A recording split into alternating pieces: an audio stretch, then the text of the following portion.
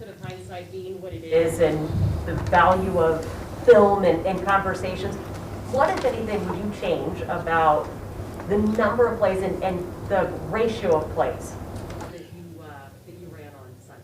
The ratio of plays, you meaning like run, pass, pass, run? Yeah, I mean, I think that we could have, especially when we had a few series there where we were moving the ball well. I think the second series in particular, we had the first series of the drive of the game last week where, ran, for the first down, they changed the spot, whatever. So that was disappointing. But the next series, we actually moved the ball really well again. And I think it was the next series, and we were moving the ball kind of like around that 35-yard line. And then they stopped the screen. That was a minus play. So I think that was the two drives we had in the first quarter. And then moving on, we moved the ball here and there throughout the game. I think that game was just a battle, a battle between two good teams. And, I think execution's everything. I think that we got down to the red zone where we've been top in the league in the red zone. We didn't score, obviously. Turned the ball over, so that was disappointing. But I think that we did some really good things in the midst of that.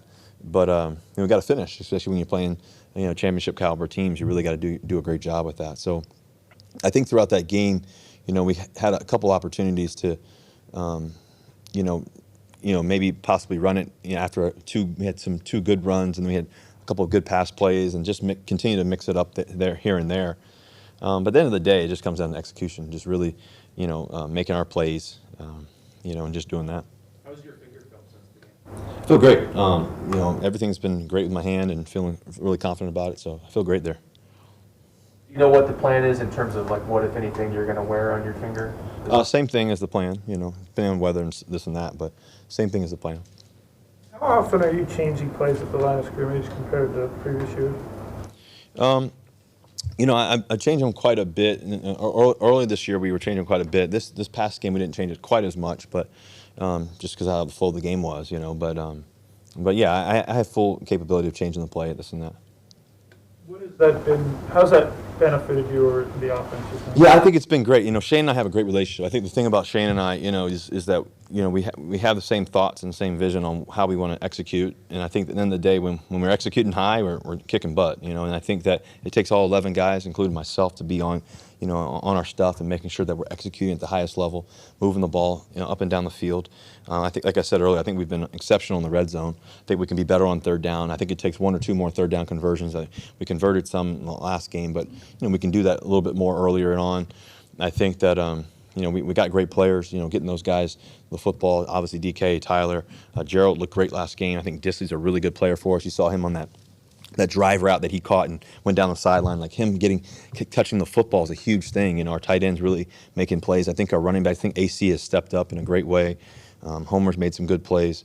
So we have to use our versatility as much as possible, and I think that's how we'll continue to improve and go throughout the season. After looking at it again, just the idea that you were in shotgun or pistol the whole game, did you think that had any effect on anything? Or? No, I think the run game was really good in pistol. I think that, throwing the ball, missed a couple throws here and there, obviously.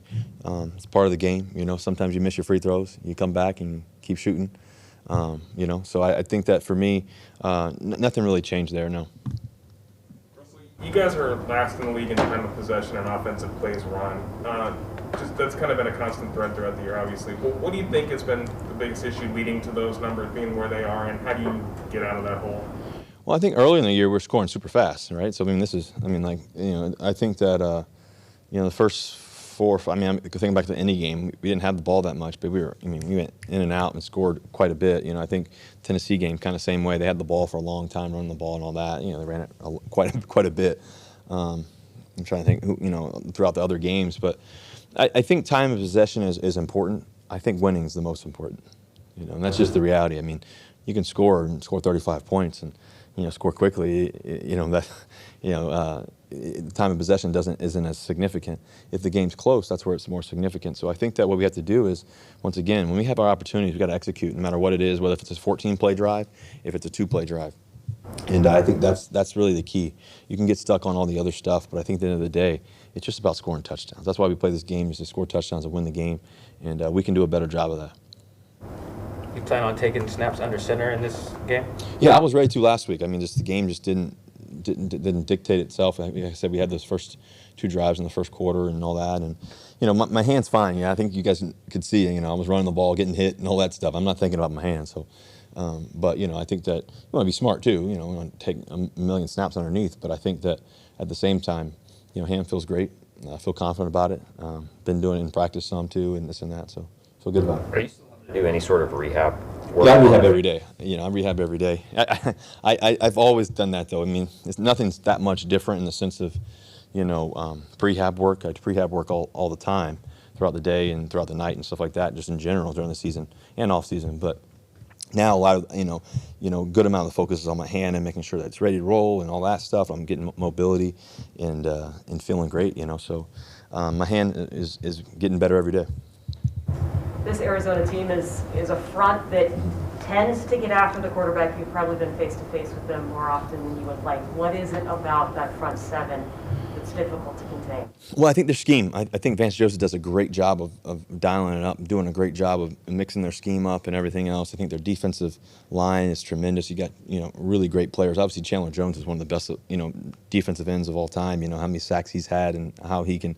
I think he's one of the most underrated players in the game, and he's highly rated, but I think he's underrated if that's possible. And he's really special. I think, I think that their whole system has been, really, really good throughout the years. And so they got great players. I think Budda Baker's a star, what he can do. University of Washington guy who's I've been watching him for years now. I have a high respect for him and how he plays the game. He's a lightning bolt back there, and he can make all the plays. So you have a lot of respect for him. And so I think Golden's having a great year too. Off the edge. He's coming off the edge, making plays. He's such a high effort player and such a tremendous player. Knows how to get to the quarterback and stuff. So I think for us, it's about really understanding what they're trying to do, seeing what they see, what we see, and trusting it, and then playing ball and making our plays. This game's going to come down to who makes more plays. It always does in this game. It's usually a long game. It's usually a battle all the way to the end, and that's what we'll be ready for. The players you mentioned, Jones, Baker, Golden, the coach, Joseph, have all been there for the last couple of years, and this year they're top 5 in scoring defense. Where have you seen the most growth from them compared to the last couple of years? Because they were middle of the pack or bottom of the league in scoring the last couple of seasons. I think that they've. I think Chandler's just a factor every day. I think Golden's really stepped up at that other opposite defensive end, and he's a tremendous football player. I think Budda Baker just gets better every year. He's a top performer in the game. I think Murphy's been playing great for them. To see him continue to develop as a player. So and they got other great players too. And so I think Hicks in the middle of the defense. He's kind of that captain, that centerpiece of their defense, and makes all the calls and does all the right things. And so you have those guys who have a great understanding of their plan. I think that anytime you're in a system for more than a year, 2 years, 3, when you're in there for 3 years or so, it just gets better. It's just what it is, and you get used to it and get used to the calls, and everybody gets used to each other, whether it's offense or defense, especially on the offensive side. But in particular, with defense, I think those guys, create that bond and create that, camaraderie, and understand that's evident on film, and they play hard. What do you guys, with Chris Carson out, what are you guys missing in the run game? I don't think we're missing much. I think AC has done. Obviously, Chris Carson's such a physical brute. He's a guy who can just run over guys and all that. I think AC he plays different than Chris, but he'll run through a guy too as well. But he's just got tremendous feet. I mean, he's just dancing back there and doing great things. So I think that for us is that continue to mix up the run game. What we're doing on the schemes and this and that, just to challenge the defense. I think Shane is really good at that, and Andy too as well, and Coach Solari. So I think those guys are great at that. And I think throughout. As we're catching our groove, we got to catch a groove, right? And as we catch that groove, I think the running game, the passing game, all that has to click together as one. If we can do that, which I know we can, and we have this so far this year a few times, I think let's catch fire, and I think that's just kind of our mentality. When it comes to when to go for it on 4th down, once you guys cross the other team's 40 or something like midfield, whatever, do you have input there? Or is that entirely Shane and Pete that make those calls? That's usually Coach Carroll. He usually makes that decision on 4th and 5 or 4th and 2 or 3 if we go for it or not. I'll try to mention something if there's a moment that I can go to the sideline or whatever. If there's a timeout or something like that, but that's usually Coach's decision. So you guys go for it more often in those situations? It depends on the scenario. Every scenario dictates itself. I think that it depends on what time it is in the game. I think it depends on, where we are and how we're doing and all that. But I always believe in what we can do. I always believe we can convert, find a way. We've done it many a times before. But also, you want to play smart football across the whole entire game. What's the urgency level in the locker room right now? I think the urgency's high. I think the urgency's high, but I think it's also poised. I think that at the end of the day, you play one game at a time. You match up, you get ready to roll. You can't worry about anything else. Tomorrow's going to come, and you just got to focus on today. And I think that the best thing we can do is continue just to grow as players, continue to grow as a team, continue to grow in the midst of the little things, and then just focus on the fundamentals throughout the game, throughout the week, and just do that, and then the rest will handle itself. I think we have great confidence. We have a lot of great players, and if we can make all three parts click at the same time, sometimes we're on offense in the first quarter maybe, and then off in the second, or vice versa, and then defense has been rolling the past few weeks, and so if we can marry all that up together, special teams have been doing really good throughout the year, and we've got great players on that side of the ball, so we can do it, and we really believe that, and we know what we're capable of, and now we got to show it, and we got to make it happen. We can't hope and wish. We got to do, and I think that's the thing we're looking forward to. I asked about this after the game, but maybe with the hindsight of watching more film, have you ID'd anything that's going on when you guys run screen passes? Yeah, I think sometimes screens are just typically hit or miss plays. It's one of those things that you get a massive gain, they look great, and I think a lot of times in football, the more you run them, the better you get at them. Sometimes you see certain teams, they run screens quite a bit, and they're really good because sometimes they go for 2 yards and say, it's just another play. But then when you run it another time, and here comes the fourth or fifth time, that's where they open up, and it's just another form of the running game that I think that really helps open everything up, especially as you look deep and then you check it down or whatever it is on that screen. Here we go, and I think that's usually how teams get really good at the screens. I think that it's kind of one of those hit and miss deals, but the more you run them, the more you start hitting those screens for big plays. And so I think that we can run them. Obviously, I think one of our best screens we got a penalty on, unfortunately, early this year. We had the Indianapolis game, threw a screen to Gerald, and I think we weren't lined up right or whatever, but. So we definitely have the capability of it, and I think as we mix them in throughout the game, that's always good.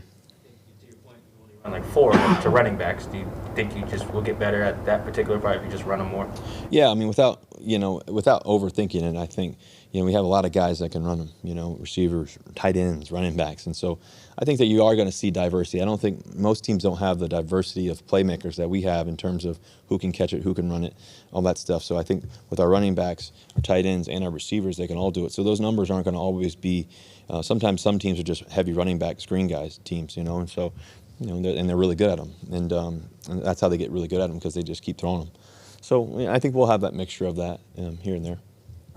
What's your sense of where DK's head is at, just the ejection and kind of how this season he seemed to have a lot of those emotional... Yeah, DK's hyper-focused right now on what we need to do. He wants to win. He wants to play. I think he wants to be great, and like I said earlier, I think he's just super passionate about the game. Super passionate about winning. Wants to do it all. I think that as he continues to play the game, everybody's going to challenge him because he's DK, and that's just how it is. He's a star, and and I think that as you go throughout every day, every week, knowing that that's going to be teams' approaches and everything else. But we have great confidence in who he is and the person that he is. There's nobody better than DK in terms of his work ethic. There's nobody better in terms of a great teammate. He's so focused on others, and he works his butt off in the weight room. He works his butt off in the film room. He stays early. He's there early. He leaves late. So, I have no doubt about DK Metcalf. I have all the belief in the world in who he is and where he's going to go and throughout his career. We all can get better at certain little things, but I think the best thing that he can do is to stay focused on the mission, and the mission is together, and the mission is staying focused on winning, and just knowing that there's going to be some tough days along the way. There's always going to be some tough days, but there's going to be a lot more better than bad. So I think that he's doing a great job throughout his career so far. He's had an amazing prolific career so far, and it's time to take it even further. So that's the challenge every day. When people expect great things, it makes it harder and harder every day.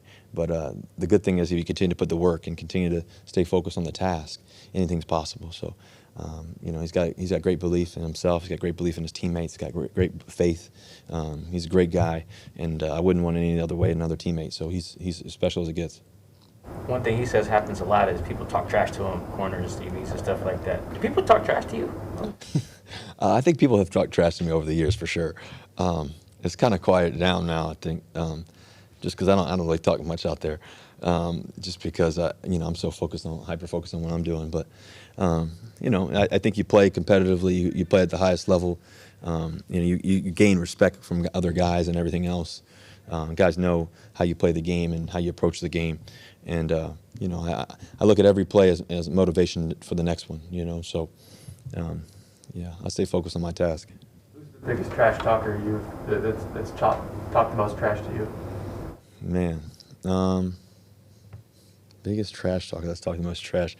I mean, I don't know. I mean, I've had some different moments without saying too much, but I just remember this isn't probably the biggest trash talker, but I remember my rookie year was my first game against Green Bay at home, and I just remember it was early in the game. I think I scampered out or whatever, and I just remember Clay Matthews just as I was running with the ball, I thought out of bounds. He used to go, "Ah!" and I threw it away. Nobody was open on that play, but I just remember that was interesting. But I think that you have that wasn't necessarily trash talking, but I've had different guys without saying too much. I've had different guys say a lot of things, and so you just I ignore all the noise, man. I don't give it any attention. When you were out injured, did you still get to Children's Hospital every week? No, with COVID, you haven't been able to go as much. So, yeah, a lot of it's had to be Zoom calls or, calling the kids and checking in on people and sending videos and, with COVID, it's kind of different now. That's the unfortunate part about. What's that like? It's definitely different. Last year every Tuesday we did a Zoom call with kids and 5 kids every week, and it was actually really cool because then the families could be on too as well, in a way, the family members from outside or whatever. But it's definitely different. I think the world's changed. I think for me, I know a couple of the big things that we've been doing, obviously with Sal Children's Hospital, that's always the case, and then also our school. Like Sierra and I, to have a school, Why Not You Academy, and to see these kids every day, on social media, or to talk to them and talk to them every couple of weeks or whatever it may be, or just get an experience, with them and seeing a very diverse school. I think it's like, I'm not sure about the numbers, but it's over 98% diverse, something like that. And it's amazing to just see the growth of these kids every week.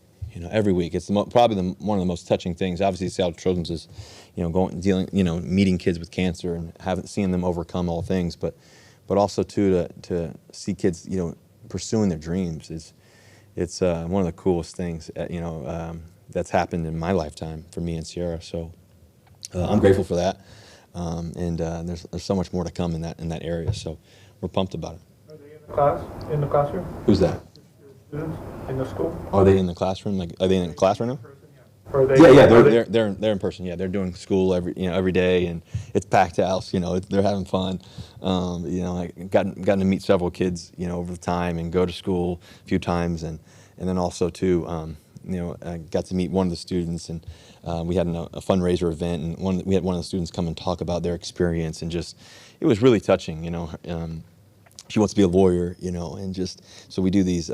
We make the school super experience based. So what we did, just give you a quick 20 seconds on it. One of the things that we did was we have like these internship calls, and they connect with maybe one of the top people in the city or the state or whatever it may be, and they get to talk to somebody that they want to be like. And it's really amazing just to hear some of the touching conversations at Why Not You Academy that's happening.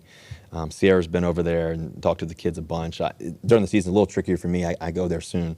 Hopefully the kids don't hear that. I'm going there soon, but I go there as a surprise. But yeah, I think a lot of it is it's been touching just to see the growth of these kids who have big dreams, and Maybe they haven't had the setup in the past, but we're trying to set them up with an amazing future and an amazing opportunity to be successful in life and give them the best chance to go for what they want to go for. And it's been really, really cool. I think we have great partners at the school too as well, and great, amazing teachers. It's always about the teachers. You know, when you have great teachers, you can learn a lot and you can experience a lot. So that's been a gift.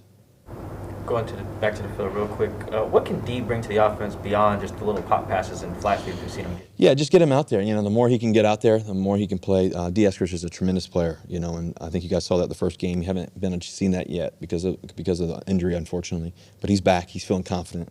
You know, I think D. Eskridge is one of the hardest working guys in the building, so we're excited about him.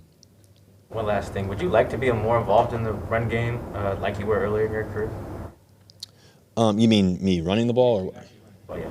Yeah, I mean, I think it's a mixture. And I think I've always been, you know, it's kind of one of those things that you just kind of, the play dictates itself, you know, and I think that you don't overthink it. You know, you got great running backs that can run the ball well. I think, you know, throughout where a lot of my runs happen are scrambles too, you know, obviously last week and this and that. So those are some bigger runs too as well. So those happen naturally. I think every once in a while I'll run it. You know, it's not one of those things that we're doing that all the time. I think that's been for a while, but obviously I can still run and make the huge first downs and this and that. So I think our scheme is really good, and I think what Shane has and what we're capable of is pretty cool. Anything else, guys? Okay, thank you guys. Go Hawks.